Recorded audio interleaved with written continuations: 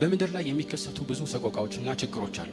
ብዙ ሰዎች ያለ አግባብ በሌሎች እየተጨቆኑ የሚኖርበት ሁኔታ ብዙ ነው። የምናያቸው የፍጡራን ጭካኔዎች በየቦታው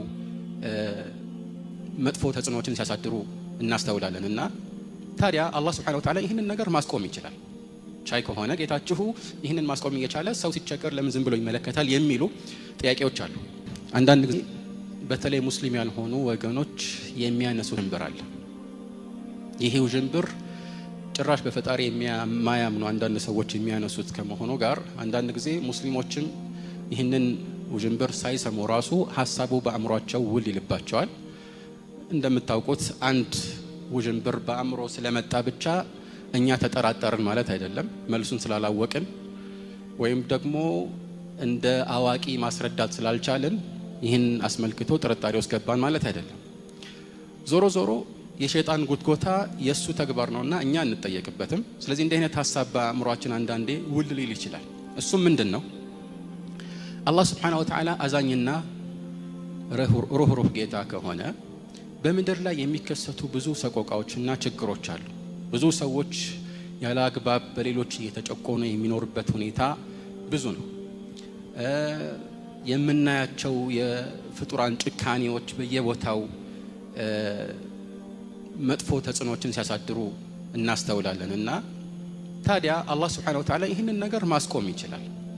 ቻይ ከሆነ ጌታችሁ ይህንን ማስቆም እየቻለ ሰው ሲቸገር ለምን ዝም ብሎ ይመለከታል የሚሉ ጥያቄዎች አሉ።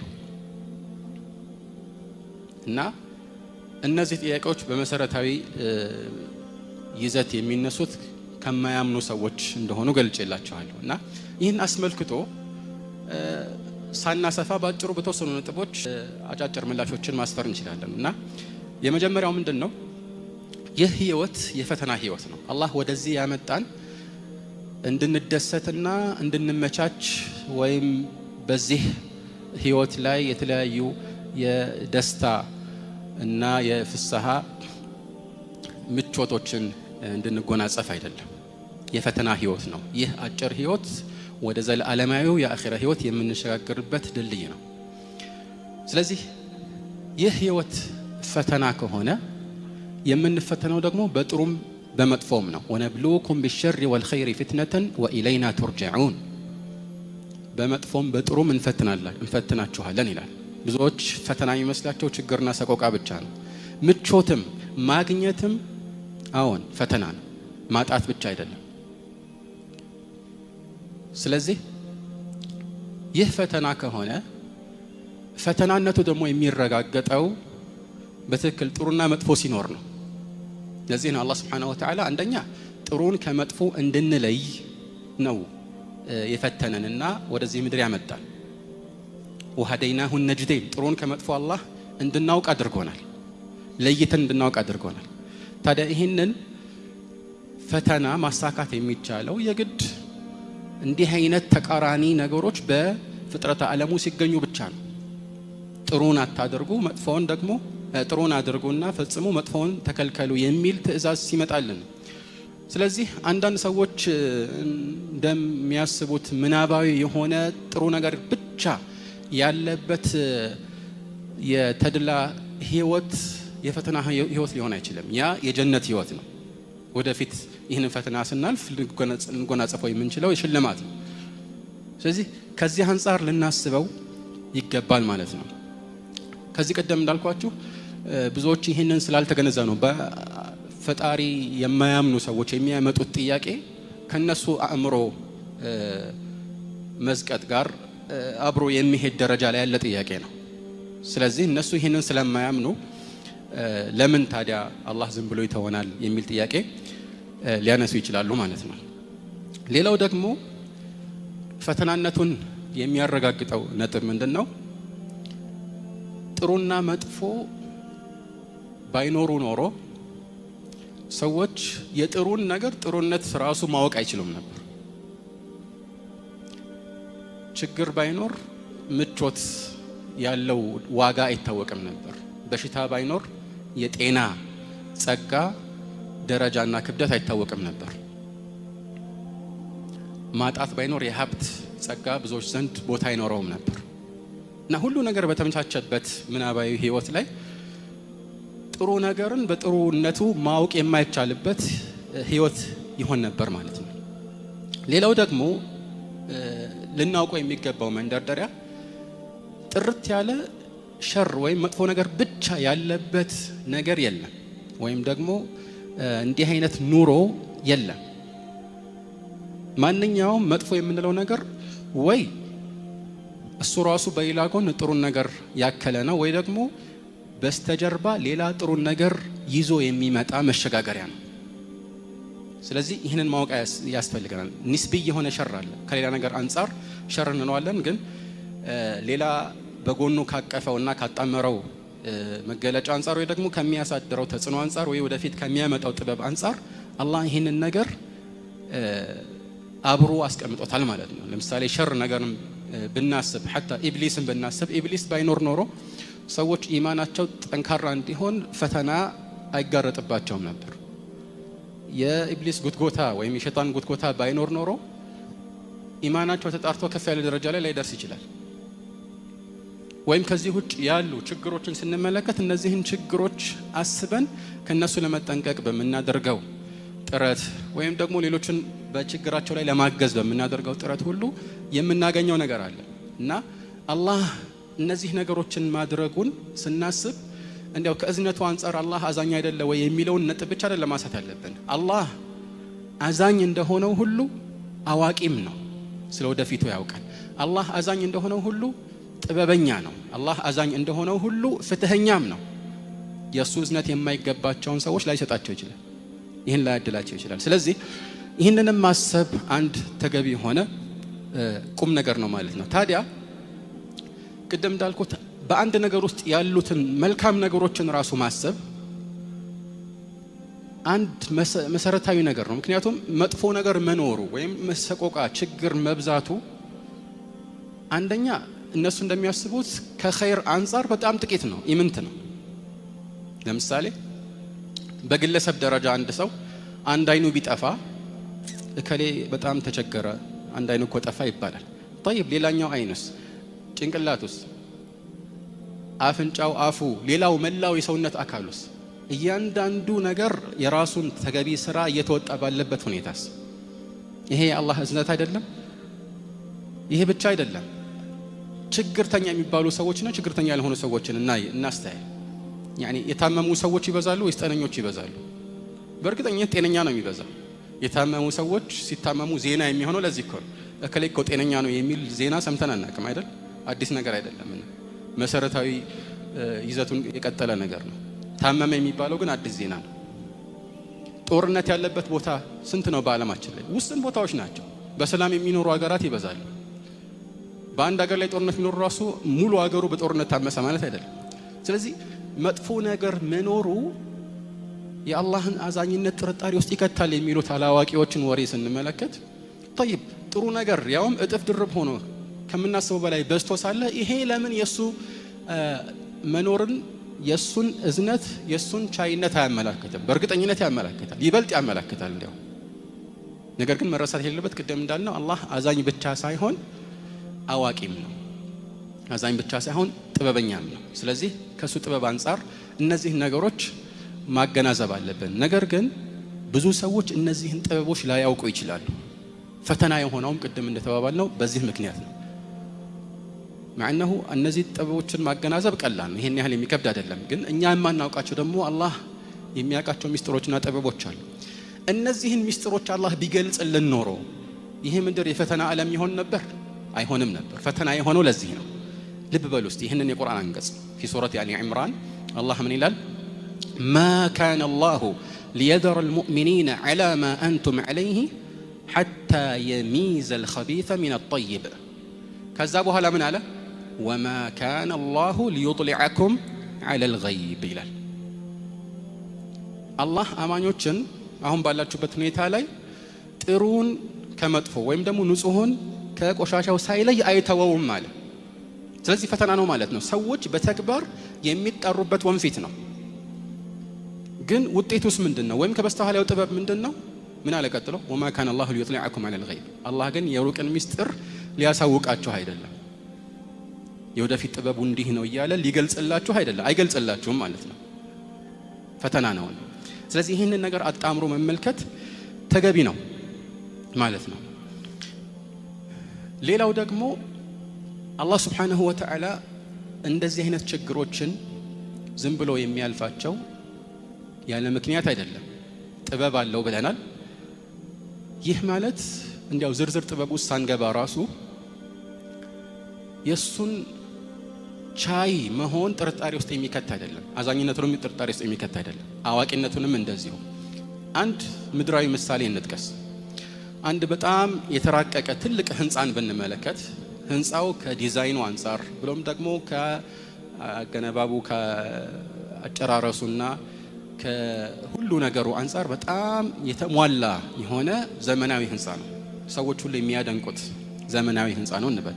ይህንን ህንጻ የሚጎበኛ አንድ ሰው ትልቁን ህንጻና በውስጡ ያሉትን በጣም በርካታ ክፍሎች ካየ በኋላ አንድ ክፍል አጋጠመው። ምንድነው ይሄ ክፍል? በጣም የቆሸሸ ቀለምም ያልተቀባ ጉድለት ያለበት ክፍል ነው። ልክ ይሄን ሲመለከት ይሄንን የገነባው ሰው ብዙ ዕውቀት የለውም ወይም ደግሞ ኢንጂነሩ በቂ ዕውቀት የለውም ማለት ይችላል? አይችልም። እንደዚህ ነው የሚሉት እነዚህ ሰዎች። አሁን ቀላሉ መልስ ምን ነበር? አይ እሱ ሆን ብሎ ነው ይሄን ያደረገው፣ ሆን ብሎ ነው መጨረሻ ላይ ይሄን ክፍል የተውት። ምናልባት ይሄንን ክፍል ሊቀይሩት አስበው ነው፣ ወይ ደግሞ ሰዎች እዚህ ክፍል ውስጥ የሆኑ ቆሻሻ ነገሮች እንዲያስቀምጡ አስበው ነው ብሎ የሆኑ ምክንያቶችንና ጥበቦችን ማሰብ አይከብድም። ግን ከዚህ የባሰ ደግሞ አእምሮ ምን ያህል የዘቀጠ እንደሆነ የሚያሳየው ተነስቶ አይ እንደዚህ ከሆነማ ይሄ ክፍል እንዲህ ቆሻሻ ከሆነማ ጭራሽ ይሄ ህንጻ ራሱ የገነባው ማንም ሳይኖር በድንገት የተገኘ ነው ቢልስ? ይሄ ህንጻ በድንገት እንዳጋጣሚ የተገኘ ነው። ምንድነው ምክንያቱ? ይሄው ይሄን ክፍል አትመለከቱም ወይ ቢል አእምሮ ጤነኝነቱ ያጠራጥራል አይደል? እንደዛ ነው ብዙ ሰዎች የሚያደርጉት። ምክንያት ይኖረዋል እኮ አይደል? ልክ አሁን አንዳንድ ሞባይል ወይም ደግሞ ስልኮችን ስንመለከት ታላላቅ ካምፓኒዎች ሳምሰንግ፣ አፕል ታላላቅ መገለጫዎች ያሏቸውን የመጨረሻ የቴክኖሎጂ ደረጃ ያማከሉ ስልኮችን ያመርታሉ። እንደዛ ከመሆኑ ጋር ግን በዝቅተኛ ባጀት ሊገዙ የሚችሉ አነስ ያሉ ስልኮችንም ያመርታሉ። አነስ ያለውን ስልክ ሲመለከት ይሄ ስልክ እንዲያውም ምንም አምራች የለውም። እንዲያውም ይሄ ብቻ አይደለም፣ ሁለቱም ያኛውንም ያመረተው የለም። ለምን እንደዚህ ጎዶሎ ስልክ ያመልካል ይላል።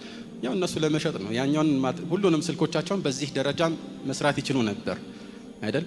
ስለዚህ በዚህ መልኩ አይደለም ነገሮች የሚገመቱት ማለት ነው። ሌላው ቁም ነገር ምንድነው? በዋነኝነት አሁን ካለንበት ርዕስ ጋር የሚያያዘው አላህ Subhanahu Wa Ta'ala ሰዎችን በተለያየ መልኩ መፈተኑ ለነሱ የእዝነት መገለጫ ሊሆን ይችላል። በላ ራሱ ረህማ ይሆናል። ግልጽ ነው። እንዴት ከተባለ ይህ ብዙ መገለጫዎች አሉ። አንደኛ ለምሳሌ አላህ ችግር የሚያጋጥማቸውን ሰዎች ወንጀላቸውን ይመርላቸዋል። ሙስሊም በተለይ ከሆነ ምንም ነገር ያጋጥመው ለሱ ይህ እድልና መልካም ምንዳ ነው አይደል? عجبا لأمر المؤمن إن أمره كله له خير وليس ذلك إلا للمؤمن إن أصابته سراء شكر فكان خيرا له وإن أصابته ضراء صبر فكان خيرا له مؤمن እጅግ የሚደንቅ ነው ጉዳዩ ይላሉ መልእክተኛ። የሙእሚን ነገር ጉዳዩ ሁሉ የሚደንቅ ነው። ሁሉ ነገሩ ኸይር ነው። ጥሩ ነገር ሲያጋጥመው አላህን ያመሰግንና ጥሩ ይሆንለታል፣ መልካም ይሆንለታል። መጥፎም ሲያጋጥመው አሁንም ሰብር ያደርጋል አላህ ብሎ ከዚያም እንደዚሁ መልካም ውጤት ያስገኝለታል። ስለዚህ ችግር ሲያጋጥመው አንድ ሰው ይሄ ችግር ወንጀሉን ያገራግፍለታል። في الصحيحين መልእክተኛው عليه الصلاه والسلام او في الصحيح ምን ይላሉ? ما يصيب المسلم من نصب ولا وصب ولا غم ولا اذى ولا هم حتى الشوكة يشاكها إلا كفر الله بها من خطاياه ማንኛውም ሙስሊምን የሚያጋጥመው ድካምም ይሁን በሽታ ወይም ህመምም ይሁን ሐሳብም ይሁን፣ ሐሳቡ ደግሞ ሁለት አይነት ነው። አንደኛው ስለ ወደፊቱ በስጋት መጨነቁ ሊሆን ይችላል፣ ወይ ደግሞ ስላለፈው ነገር ማዘኑም ሊሆን ይችላል። ማንኛውም ችግርም ቢያጋጥመው በሰው አማካኝነትም ይሁን በተፈጥሮ አደጋም ይሁን ትናንሽ የሚባሉ ቅንጥብጣቢ ችግሮችም ይሁን ሌላው ቀርቶ በመንገድ ሲሄድ እግሩን የሚወጋው እሾክም ቢሆን አሉ መልእክተኛው አለይሂ ሰላቱ ሰላም ሁሌም ቢሆን ከወንጀሉ የሆነ ያህልን ሳያራግፍለት አይተወውም አሉ። ይሄ ታዲያ እድል አይደለም? ይሄ ረህማ አይደለም? ሌላው ደረጃችንን ራሱ ከፍ የሚያደርግበት ምክንያትም ሊሆን ይችላል። ይሄን የሚያስገነዘበው ደግሞ አንዳንድ ጊዜ እኛ በመልካም ስራችን ለፍተን ጥረን ግረን የማንደርስበትን ደረጃ ስለተፈተነና ስለተቸገረን ብቻ አላህ Subhanahu Wa Ta'ala ያንን ደረጃ ሊያጎናጽፈን ይችላል። ይህ ቀላል ነገር አይደለም ማለት ነው። እንደዚሁም አንዳንድ ሰዎች ምቾት ለነሱ ከፈተና እንዲወድቁ ምክንያት ሊሆናቸው ይችላል። አንዳንድ ሰው በችግር ውስጥ ሲኖር ወደ አላህ ፊቱን ያዞራል፣ አላህን ይማጸናል። فأخذناهم بالبأساء والضراء لعلهم يتضرعون فلولا إذ جاءهم بأسنا تضرعوا ولكن قست قلوبهم ሰዎች እኮ ችግርና መከራ የሚፈራረቅባቸው ወደ አላህ ራሳቸውን አስተናንሰው ተውበት አድርገው እሱን ከዚህ ችግር እንዲያወጣቸው እንዲማጸኑት ነበር። ይህ ወደ አላህ እንዲቀርቡ ምክንያት ይሆንላቸዋል። በተቃራኒው ግን አንዳንድ ሰው ምቾት ሲያገኝ ይህን ሁሉ ይረሳል። ወለው በሰጠ الله الرزق لعباده لبغوا في الأرض ولكن ينزل بقدر ما يشاء አላህ Subhanahu Wa Ta'ala ሪዝቅን ወይም ሲሳይን ለሁሉም ሰው ቢዘረጋው ኖሮ በምድር ላይ ድንበር ያልፉ ነበር ይላል። ስለዚህ ጥበብ አለው አላህ Subhanahu Wa Ta'ala። ኢብኑ አልቀይም አንድ ቦታ ላይ የሚሉት ቁም ነገር አለ። ምን ይላሉ? ولهذا كان من تمام رحمة أرحم الراحمين تسليط أنواع البلاء على العبد كالله يأذانيوች ሁሉ አዛኝ ከሆነው እዝነት ከሚመደቡ ነገሮች መካከል የተለያዩ የፈተና አይነቶችን በአንድ ባሪያው ላይ ማኖሩ ነው ይላል። فإنه أعلم بمصلحته الله ስለዚህ ሰው ጥቅም ይበልጥ ያውቃልና فابتلاؤه له وامتحانه ومنعه من كثير من أغراضه وشهواته أعراضه ነው የሚለው لعله أغراضه ሊሆን ይችላል وشهواته من رحمته به ስለዚህ እሱን መፈተኑ እሱ ከሚወዳቸው አንዳንድ ነገሮች መከልከሉ ስሜቱን እንዳያረካ ማድረጉ ይሄ ራሱን የቻለ አንድ የእዝነት መገለጫ ነው። ነገር ግን ولكن العبد لجهله وظلمه يتهم ربه ብዙ ሰው አላዋቂ ስለሆነ በበደል የተሞላ ስብዕና ስላለው ጌታውን ነው እንዴት እንዲህ ያደረገኝ ብሎ የሚያማርረውና የሚጠራጠረው ولا يعلم إحسانه إليه بابتلائه وامتحانه الله من ያህል ውለታ እንደዋለለት አያውቅም። እንዲህ ሲፈትነው እንዲህ አይነት መልካም ነገርን ሲያመቻችለት ፈተና መሆኑና መቸገሩን ብቻ ነው የሚያየው እና ይሄ ትልቅ ቁም ነገር ነው ማለት ነው። ሌላው ደግሞ ከዚህ ጋር ተያያዥ የሆነ ቁም ነገር ይህ ዛሬ ብዙ ሰዎች የሚያጋጥማቸው ችግር በአኺራ ላይ ምን ያህል ተጽዕኖ አለው? ምክንያቱም ይህ በጣም አጭርና መጓጓዣ የሆነ ድልድይ ነው ብለናል። አኺራ ደግሞ ዘላለማዊና ዘውታሪ ነው። አንድ ሰው እንበል መልእክተኛው አለይሂ ሰላቱ ሰላም እንዲያውም ለዚህ ምላሽ ይስጡ። ይህን ነገር ሲያብራሩ ምን ይላሉ? ዩእታ ቢአንዓሚ አህሊ ዱንያ ሚን አህሊ ናሪ የውም አልቂያማ የቂያማ ቀን በዱንያ ላይ እጅግ በጣም ትልቅ ጸጋ የተሰጠ ሀብትም በለው ወይም ከሀብትም ውጭ የተለያዩ ጸጋዎች የተደረደሩለትና በምቾትና በተድላ ሲያሳልፍ የነበረ የዱንያ ሰው ነገር ግን የእሳት እንዲሆን በአኺራ ተፈርዶበት የቂያማ ቀን ይመጣል። ከዛ በኋላ ምን አሉ? فيسبغ في النار صبغة አንድ ጊዜ ብቻ በእሳት ውስጥ ይነከራል አሉ። አልቆየም፣ ልብ በሉ፣ ብዙ አልኖርም፣ አንዴ ብቻ ይነከራል። ከዛስ አንዴ ተነክሮ ከወጣ በኋላ የብነ አደም هل رأيت خيرا قط هل مر بك بؤس قط ይባላል أو نعيم قط خير ነገር አይተህ ታውቃለህ ወይ? ልብ በሉ፣ አንዴም ቢሆን እንዲያው አይተህ ታውቃለህ ወይ ነው ጥያቄ። هل مر بك نعيم قط የሆነ ጸጋ ነገር በአንተ አልፎ ያውቃል ወይ ነው? ነክቶህ ያውቃል ወይ? ምንድነው መልሱ? فيقول لا والله يا رب لا ይላል። በፍጹም አንድም ጊዜ ኸይር ነገር አይቶኛ ያውቅም ይላል። ስለዚህ ያ ሁሉ የዱንያ ምቾት አንዲት ጊዜ ብቻ በእሳት ውስጥ በመነከሩ የሚተንና የሚረሳ ይሆናል ማለት ነው። ታዲያ ምን ጠቀም የዱንያ ምቾት? በተቃራኒው ደግሞ እንመልከት። ويؤتى بأشد الناس بؤسا في الدنيا من أهل الجنة በጣም ከሁሉ የበለጠ መከራና ሰቆቃ የተፈራረቀበት በእንዲህ አይነት የችግር ሁኔታ ጊዜውን ያሳለፈ እንዲያው ችግር ያጋጠመው አይደለም እኮ ሙሉ ህይወቱን ከሁሉ የበለጠ ችግር ያሳለፈ የኖረ የማቀቀ ሰው ወደ